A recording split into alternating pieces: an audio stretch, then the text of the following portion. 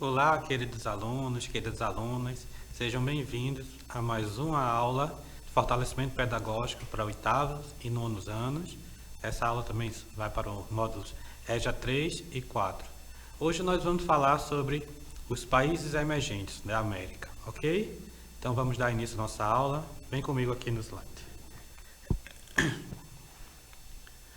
As maiores economias da América Latina. No conjunto dos países latino-americanos, México, Argentina e Brasil formam um grupo à parte. São os chamados países emergentes. Suas economias estão entre as maiores do continente americano, ao sul dos Estados Unidos, e representam 64,5% do Produto Interno Bruto, o PIB, da América Latina em 2017.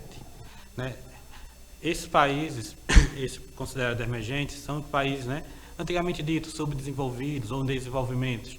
São países que tiveram um tipo de industrialização tardia, mais atrasada em relação aos países da Revolução Clássica, lá do segunda metade do século XVIII, mas que ocupam um lugar de destaque aí de crescimento, na sua industrialização e na sua participação da economia. Então, nós vamos dar um enfoque nesses países, voltando mais para a América Latina, na condição do Brasil, do México e da Argentina. Então aqui, o PIB da América Latina. Então, nós temos o Brasil, aquele círculo maior, dados em dólares, 2,55 bilhões de PIB, depois o México e em terceiro lugar a Argentina, meio à frente ali ainda do Chile, da Colômbia. Então são os países que se destacam realmente no PIB, 2 trilhões no caso, e 55 bilhões de dólares. Então, no caso, são países que têm uma economia muito grande, comparada aí aos países da região e que chamam a atenção do mercado internacional, dos investidores, por ser uma economia em crescimento, uma economia com um grande potencial. A industrialização tardia. A industrialização do México, da Argentina e do Brasil teve início na primeira metade do século XX, mas ela somente se intensificou após a Segunda Guerra Mundial, quando ocorreu a diversificação da produção industrial graças, sobretudo, às corporações industriais transnacionais, que se instalaram nesses países latino-americanos. No caso desses países, no Brasil, por exemplo, eles tinham sua economia muito voltada para o setor agropecuário.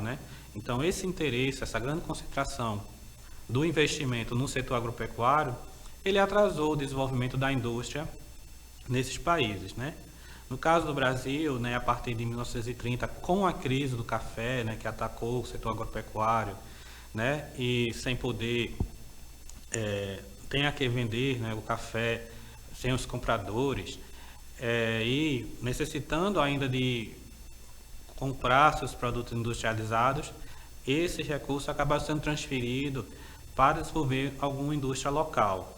Por isso, aquela questão da região lá do Sudeste, que era grande produtora de café, recebeu grande investimento, da desenvolvimento da indústria. E depois, após a Segunda Guerra Mundial, então com a expansão do capitalismo, aí algumas indústrias dos países mais desenvolvidos, elas começam também a se espalhar e alcançar as economias, os países de economias emergentes ou de economias assim, menos desenvolvidas. E é a partir ali da década de 50 também que vai alcançar a industrialização de outros países. Nesse caso, né, esse atraso, essa industrialização tardia, ela vai trazer consequências que a gente vai ver aqui mais na frente. Diversificação econômica e inserção global.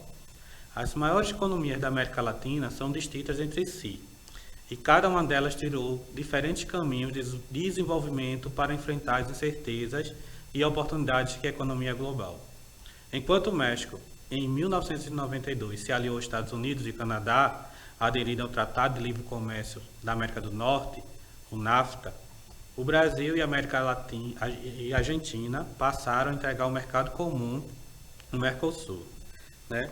Então, veja bem, as exportações do México. Veja como o México ele ficou tão dependente realmente dos acordos principalmente com os Estados Unidos, né? Então, em 2000 até 2006, veja que superava os 80% as exportações do México, né?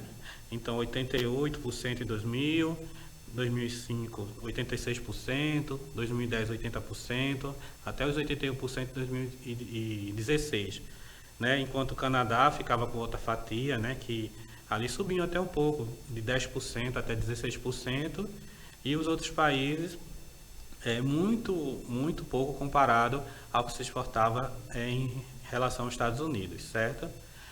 Foi uma dependência. Se hoje seu professor perguntar a você qual a consequência desse desenvolvimento tardio para os países emergentes, os países emergentes ficaram muito dependentes da tecnologia, dos investimentos econômicos, né, dos investimentos, né, do setor financeiro dos países desenvolvidos. Então, no caso do México também, muito do que se instalou de indústria eram as indústrias maquiladoras que vinham dos Estados Unidos, se colocavam ali, né, se instalavam nas fronteiras do México junto aos Estados Unidos, né, para produzir um pouco mais barato, aproveitando até a questão da mão de obra mais barata, menos qualificada, e reverter essas exportações para os Estados Unidos. Então, havia uma grande dependência também da indústria mexicana em relação à indústria do México. E isso vai acontecer, né, também até hoje, né, nós somos ainda dependentes, né, da tecnologia e dos investimentos de indústria de países mais ricos. População, cidades e desigualdades sociais. O México, a Argentina e o Brasil estão entre os países mais populosos da América. Se observarmos aqui o gráfico, né, Estados Unidos, mais populoso, 330 milhões de habitantes, seguido do Brasil, 212, esse dado lá de 2020, né? Seguido do México, Colômbia e Argentina. Então veja que na América, dos 5 países, 3 são desses grupo de emergentes, né? O Brasil, o México e a Argentina. Mas assim, é uma população que nós vamos ver que ela tem uma grande população, mas que tem grande desigualdade, né? Grandes disparidades econômicas, a questão do salarial, né? O rendimento por família, em relação à habitação também, e a distribuição desigual também no território, né? Em alguns territórios, algumas partes do território são densamente povoadas e outras vão ser menos povoadas, como a gente vai ver a seguir. Mas nas cidades, grandes regiões, né, grandes desigualdades, aqui no Brasil, né, o Sudeste não pode ser comparado no desenvolvimento industrial que foi investido, né, lá no Sudeste, com a questão do semiárido, né, que é uma região que tem uma dificuldade, que recebeu menos investimento. Então, vão ter grandes desigualdades de desenvolvimento também nesses países. E isso vai afetar também a questão da população. O México. O México é um país situado entre os Estados Unidos e a América Central. É conhecido pelas praias do Pacífico e no Golfo do México e pela paisagem diversificada que inclui montanhas, desertos e selvas. Ruínas antigas como Teotihuacan e a cidade maia de Chichén Itzá estão espalhadas pelo país, assim como as cidades da era colonial espanhola. A sua capital é a cidade do México. Aqui é a população do México, né? Um pouquinho sobre a população do México. A sua população é composta por 60% de mestiços, que é resultante de uma miscigenação de inúmeros povos, né? Espanhóis, maios, astecas, entre outros. Os ameríndios são 30% e os brancos 9%, né? E ele se distribui de maneira desigual pelo país, como eu falei. Então nós temos aqui nessas faixas mais escuras, nessa região mais escura, ali onde fica justamente também a cidade do México, a grande densidade populacional, né? Mais de 100 habitantes por quilômetro quadrados, que fica ali no Planalto e localizado ao redor, né? Você vai vendo, a gente pode observar que algumas regiões, principalmente mais ao norte, são regiões assim com menos densidade populacional, chegando a menos de 1 habitante por quilômetro quadrado, são áreas mais áridas, né? Clima mais desérticos, né? E algumas planícies também que tem uma população razoável também. Mas a grande concentração no Alto Planalto, que a gente pode observar ali, que pega ali a cidade do México, capital. Estamos aqui, como a gente pode ver, né, em altitude, nessas áreas aqui mais escuras, entre 2.500 a 3.000 metros também. Ali podemos observar a cidade do México, mais ao centro, que é onde tem a grande concentração populacional, né? E áreas de planícies, né? Principalmente as planícies costeiras aqui, onde tem a cidade de Cancún, que é bastante conhecida pelo turismo, né? Acapulco. Mas a característica que chama a atenção nesse mapa físico do México é a grande presença de planaltos, né? De serras, como a Serra da Madre Ocidental e a da Madre Oriental, e o Planalto do México, né? Que fica no centro do país. Isso ajuda, porque o México ele tem um clima mais semiárido, né? Um território mais seco. Então, as temperaturas mais amenas em razão à altitude favoreceram essa ocupação humana, né? Nós temos a foto da cidade do México, que fica localizada na porção centro-sul, né? E aqui nós temos uma ideia aqui das habitações precárias da cidade do México, né? Que além de é uma cidade, uma mega cidade, com mais de 10 milhões de habitantes, porém também a gente observa que não tem aqueles grandes prédios, nem grande desenvolvimento, né? Aquela paisagem característica das grandes cidades desenvolvidas, né? Então, o clima facilitou a presença humana, né, por conta da altitude, mas a gente observa que é uma cidade que ela não tem a infraestrutura e desenvolvimento de uma grande cidade rica, desenvolvida. A Argentina é um país da América do Sul que ele está localizado em extensa área que abrange a montanha dos Andes, o Lago Glaciares e as padarias no Pampa. Eles são ocupados tradicionalmente por seu famoso gado. O país é conhecido também por sua dança e sua música, o tango, e a capital cosmopolita de Buenos Aires tem como centro a Praça de Maio, cercada por edifícios imponentes do século XIX, como a Casa Rosada, o emblemático Palácio Presidencial que nós temos aqui na foto, certo? Então, aqui um pouco do relevo da população da Argentina. No relevo nós temos essa área mais verdes, né, que são as grandes planícies. Ali no Pampas é uma área bem importante, onde vai haver muita exploração econômica, né, de criação de gado e de plantação, né? Nós temos a região da Patagônia, que é um clima mais frio também, uma região mais alta. A Cordilheira dos Andes, com altitudes de 3.000, 4.000 metros, chegando até a montes ali de 6.000, né, próximo. Né? E isso faz com que a concentração populacional, como a gente olha aqui no mapa ao lado, ela se localize muito ali perto da bacia, na região do Mar de La Plata, né? Ali perto da cidade de Buenos Aires, de Rosário, onde a gente nota aquela mancha mais escura, né, marrom, tem mais de 100 habitantes por quilômetro quadrado, né? Enquanto nas áreas voltadas mais para o lado do Pacífico, ali na fronteira com o Chile, a presença do deserto e das cordilheiras, né, que dificultam a presença humana, áreas de menor concentração populacional, certo?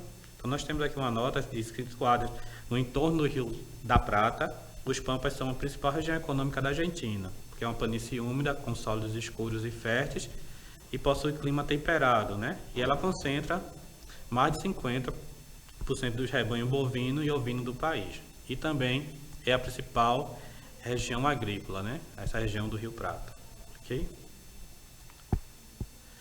E as concentrações industriais no México e na Argentina? As concentrações industriais no México e na Argentina, a gente tem a destaque aqui no México, a região industrial, né? Esse tom mais rosa escuro, um lilás, né? Onde nós temos a presença da indústria alimentícia, indústria têxtil, indústria de bebida, a siderúrgica, indústria química, né? Ali nas grandes cidades, a cidade do México, na cidade de Guadalajara, de Monterrey, né? Que abrigam bastante essa indústria. As zonas petrolíferas, nesse rosa mais claro, ali na presença do Golfo do México, também. E um destaque que eu queria chamar para vocês aqui no alto, junto aos Estados Unidos, essa área de estrada, que é a Zona Franca, onde nós temos, né, a presença aí de grandes indústrias maquiladoras de fronteira, que foram aquelas que eu falei, né, que vinham dos Estados Unidos, se instalavam na fronteira para aproveitar de todos os benefícios fiscais, de mão de obra barata para produzir no México, né? E do outro lado nós temos a Argentina, o mapa da Argentina, com destaque para a grande concentração de indústrias alimentícias, né? Aquele grande círculo verde. E temos, né, a presença de vários tipos de indústria têxtil, indústria química, de metalurgia, também próximo àquela região de La Plata. A grande concentração de indústria alimentícia também pode se dar justamente por conta da grande concentração populacional, né? Então, principalmente os produtos perecíveis e esses produtos que são consumos diários, né? Então, eles se produzem próximo aos grandes centros.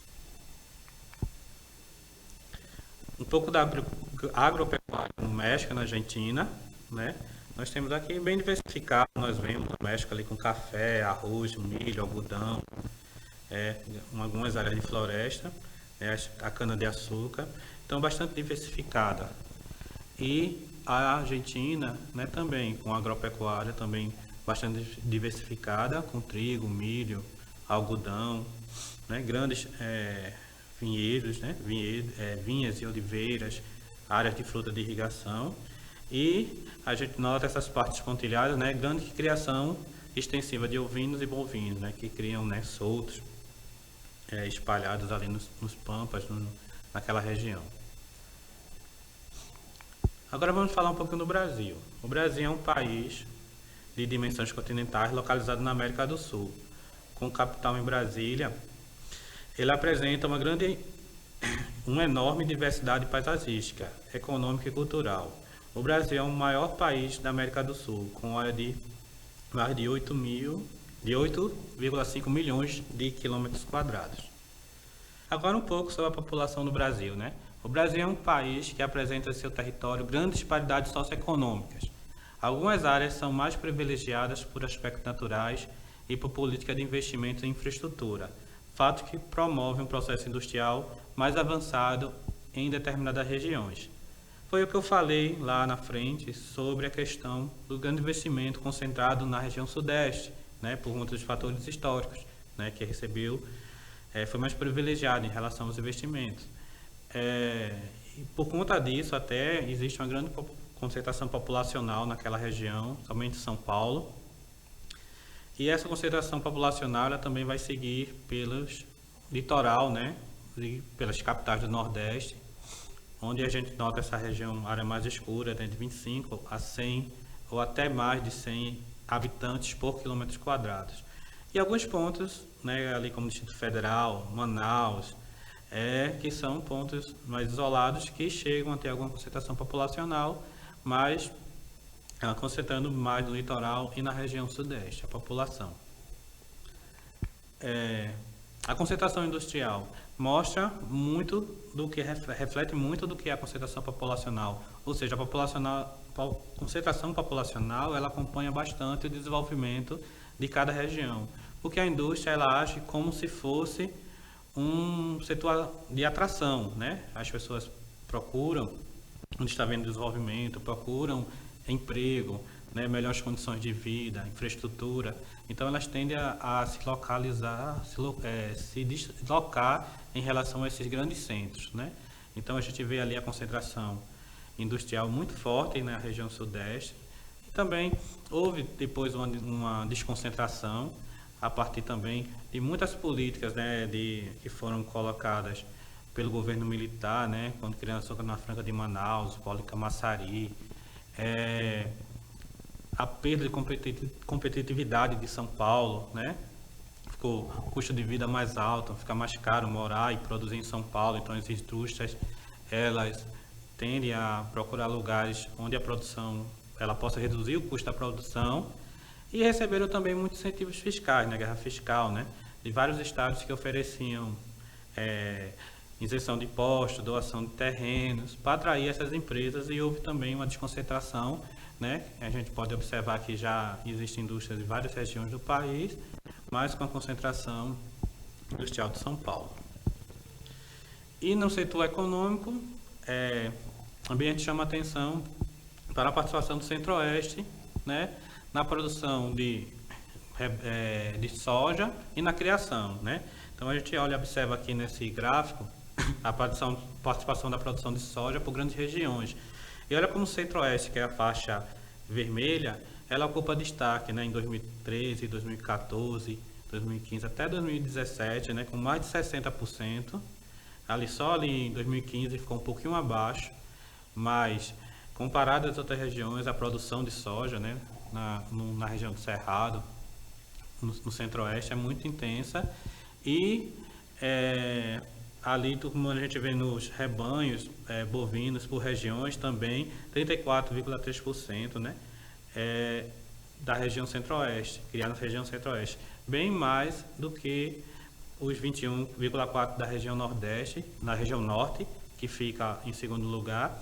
Então, no setor do agronegócio, de agroexportação, a região do Centro-Oeste, ela vai ser um grande destaque, né? No caso do Sudeste, no setor industrial, na questão do agropecuário, no setor agropecuário, a região Centro-Oeste vão ser, com a indústria e com o agronegócio, né, os carros-chefes da economia do Brasil, ok?